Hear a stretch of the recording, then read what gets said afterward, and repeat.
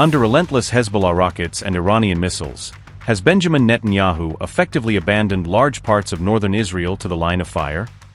Did Iran's 24-hour barrage leave northern Israeli cities in ruins and push Netanyahu's government into a state of panic over how to respond? With Haifa port, a lifeline for food imports, under attack, have ordinary Israelis been left to shoulder the cost as supply lines come under threat? Is Israel now bearing the brunt of U.S. pressure on Iran, after Trump's one-night threat helped trigger waves of retaliation across the region?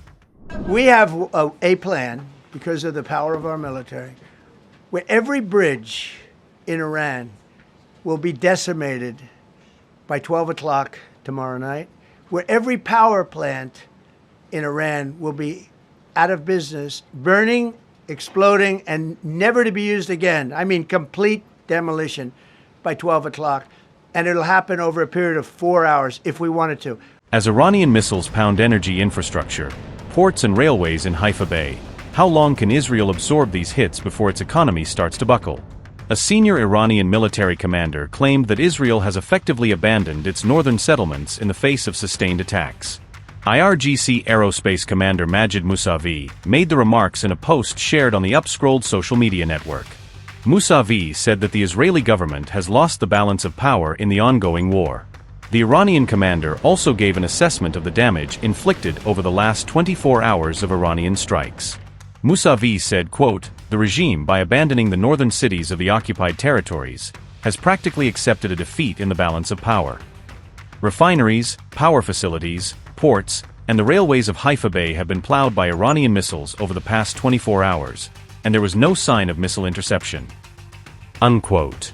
Mousavi was referring to Iran's retaliation for recent U.S. Israeli attacks on Iran's economic infrastructure, including key industrial and energy sites. On April 6, Iran's Islamic Revolutionary Guard Corps announced the launch of the 98th wave of Operation True Promise 4, describing it as a coordinated series of precision strikes across the region. In the latest attack, the IRGC claimed it targeted U.S. and Israeli military-industrial sites across the Middle East, asserting that key defense and logistics nodes were hit. The IRGC said the wave focused on command centers, logistics hubs, and military-industrial infrastructure that support American and Israeli operations in the region. Iran's naval forces reportedly struck an Israel-linked container vessel, SDN-7, using a cruise missile off a major shipping corridor in the Gulf. Simultaneously, Iran claimed a series of ballistic missile strikes against multiple locations in the Greater Tel Aviv area, including urban and military-related zones. Additional targets included strategic installations in Haifa and industrial facilities in Beersheba, which host defense-related and port infrastructure. The IRGC also claimed to have hit a reported gathering point of Israeli forces in Petah Tikva, near a densely populated suburban area. In a separate development, Iran stated that a U.S. naval asset, the USS Tripoli, was among the maritime targets in this round of strikes. The Iranian strikes came as U.S. President Donald Trump's publicly stated deadline of 8 p.m. Eastern Time on April 7 for Iran drew closer, raising tensions over the Hormuz blockade.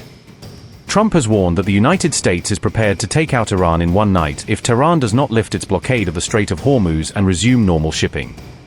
Meanwhile, the IRGC has also issued warnings against any hostile military movements into or around the Key Strait, underscoring the high-risk environment in the region. Just to clarify, in order for Iran to successfully meet your deadline tomorrow, do they have to make a deal, open the strait, or both? We have to have a deal that's acceptable to me. And part of that deal is going to be, we want free traffic of oil and everything else. Very little is off limits in Iran as far as targeting, including power plants, bridges, you've mentioned those. Very little is off limits. Are there certain kinds of civilian targets, though? I'm thinking schools I don't want to or tell you hospitals that. you I don't want say to tell is you off- that. We have a plan, because of the power of our military, where every bridge in Iran will be decimated by 12 o'clock tomorrow night, where every power plant in Iran will be out of business, burning, exploding, and never to be used again. I mean, complete demolition by 12 o'clock. And it'll happen over a period of 4 hours if we wanted to. We don't want that to happen. We may even get involved with helping them rebuild their nation. And you know what? If that's the case, the last thing we want to do is start with power plants, which are among the most expensive thing, and bridges, You saw the bridge. The bridge went. We were very close to a deal. And then I got a call from Mr. Witkoff, Mr. Kushner, and JD saying, I think they're breaking the deal. I said, tell them that's okay. Don't worry about it. But tell them to look out their window and watch. And within 45 minutes, I gave the order to knock out the biggest bridge. I gave the order, knock out the biggest bridge in, I believe, the Middle East, but the biggest bridge in Iran. And within 10 minutes after I gave that order, that bridge was over. So do I want to do that? No. Do I want to destroy their infrastructure? No. It will take them 100 years to rebuild. Right now, if we left today, it would take them 20 years to rebuild their country, and it would never be as good as it was. And the only way they're going to be able to rebuild their country is to utilize the genius of the United States of America.